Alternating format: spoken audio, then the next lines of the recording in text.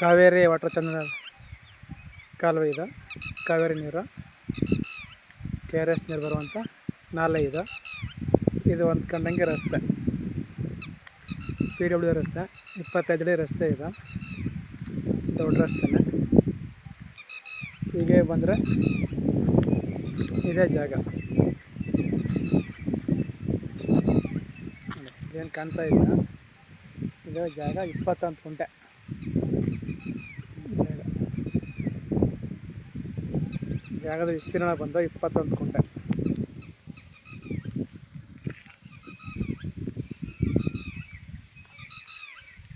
ಜಾಗ ಅದ್ಬಸ್ತೆಲ್ಲ ಆಗಿದೆ.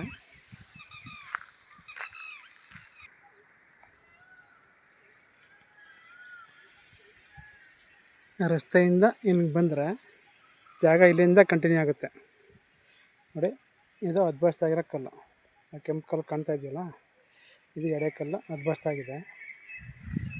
ಇದೆ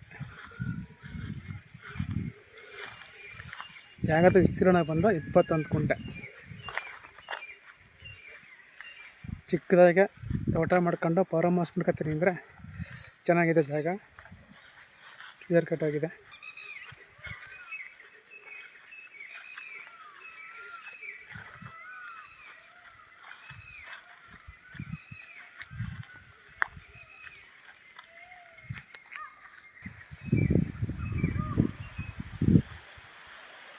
ಇದು ಹೋದಂಗೆ ಏಕು ಎಡೆ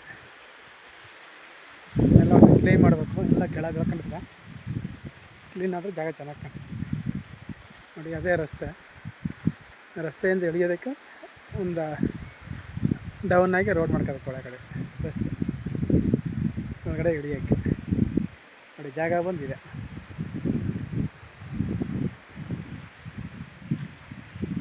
ಇಪ್ಪತ್ತೊಂದು ಕುಂಟೆ ಜಾಗದ ವಿಸ್ತೀರ್ಣ.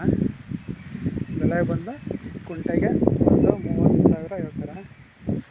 1,30,000 ಕೂತ್ಕೊಂಡು ನೆಗೆಸೋದು.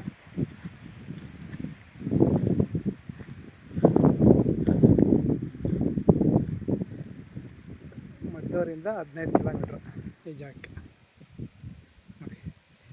21 ಕುಂಟೆ.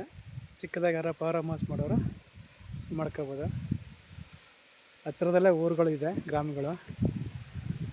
ಹಾಗಾಗಿ ಏನಿಲ್ಲ, ಮಾಡ್ಕೊಂಡು ಧೈರ್ಯವಾಗಿ ಇರ್ಬೋದು ನೋಡಿ ಸರ್.